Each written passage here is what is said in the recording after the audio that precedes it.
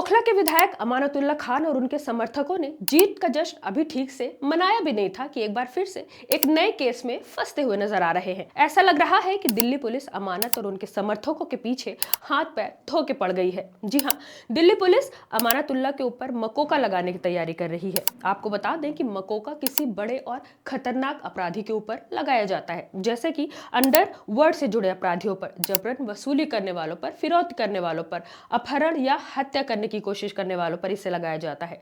मकोका लगने के बाद आरोपियों को आसानी से जमानत नहीं मिलती। दिल्ली पुलिस का इल्जाम है कि अमानतुल्लाह खान ने अटेम्प्ट टू मर्डर के मामले में भगोड़े आरोपी की हिरासत से भागने में मदद की। पुलिस ने अमानत पर ऐसी ऐसी धाराएं लगाई हैं कि आप सुनकर हैरान हो जाएंगे। एक शख्स जो अभी अभी चुनाव जीतकर विधायक बना है, उस पर पुलिस एफआईआर दर्ज करती है और दंगे से जुड़ी हुई धाराएं भी लगा देती है, जो कि गैर जमानती है। मुसलमानों को परेशान करने के लिए उन्हें किस तरह झूठे मुकदमे में फंसाया जाता है, ये अमानत के केस को देखकर साफ साफ समझा जा सकता है। पहले तो पूरा मामला समझिए। 8 फरवरी को दिल्ली विधानसभा चुनाव का रिजल्ट आया। 2 दिनों तक अमानत के घर पर बधाई देने वालों की और समर्थकों की भीड़ लगी थी। इस बीच मंडे को क्राइम ब्रांच की टीम अपराधी को पकड़ने के लिए अमानत के घर के पास छापेमारी करती है। क्राइम ब्रांच की टीम देखकर और ज्यादा भीड़ इकट्ठा हो जाती है। क्राइम ब्रांच की टीम से लोकल पुलिस के साथ आने के लिए कहा जाता है। इसके बाद कहासुनी होती है और क्राइम ब्रांच की टीम वापस लौट जाती है।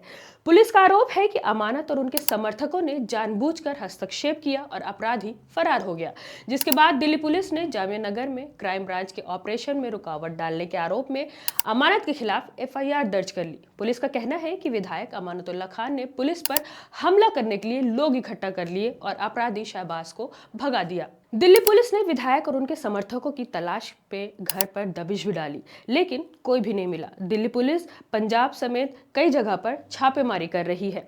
फिलहाल पुलिस ने अमानत के खिलाफ दंगा भड़काने, सरकारी काम में बाधा डालने, लोक सेवक के साथ हाथापाई और अपराधी को छुड़वाने, जान से मारने की धमकी देने की धाराओं में जो है मामला दर्ज किया है। इधर ओखला के विधायक ने दिल्ली पुलिस कमिश्नर अजय अरोड़ा को चिट्ठी लिखी और कहा कि वो कहीं भी नहीं भागे हैं, वो अपनी ही विधानसभा क्षेत्र में हैं। चिट्ठी में उन्होंने कहा कि दिल्ली पुलिस के कुछ लोग उन्हें झूठे मुकदमे में फंसाना चाह रहे हैं। अमानत का कहना है कि दिल्ली पुलिस जिस व्यक्ति को गिरफ्तार करने के लिए आई थी, उसकी पहले से ही जमानत हो रखी है। जब उसने पेपर दिखा दिया तो पुलिस अपनी गलती छुपाने के बजाय उन्हें झूठे मुकदमे में फंसा रही है। मैं रूबा अंसारी और आप देख रहे थे मिल्लत टाइम्स। इस पूरी घटना पर, इस पूरे वाक्य पर आपकी क्या राय है, हमें कमेंट करके जरूर बताएं। मिल्लत टाइम्स को जारी रखने और मजबूत बनाने के लिए हमारी आर्थिक सहायता कीजिए। ये एक आजाद मीडिया हाउस और कमजोरों की आवाज है। आप हमें देखें, सुने, पढ़ें और हर महीने ज्यादा नहीं, सिर्फ 100 रुपए से मदद करें। डिटेल्स डिस्क्रिप्शन में मौजूद हैं।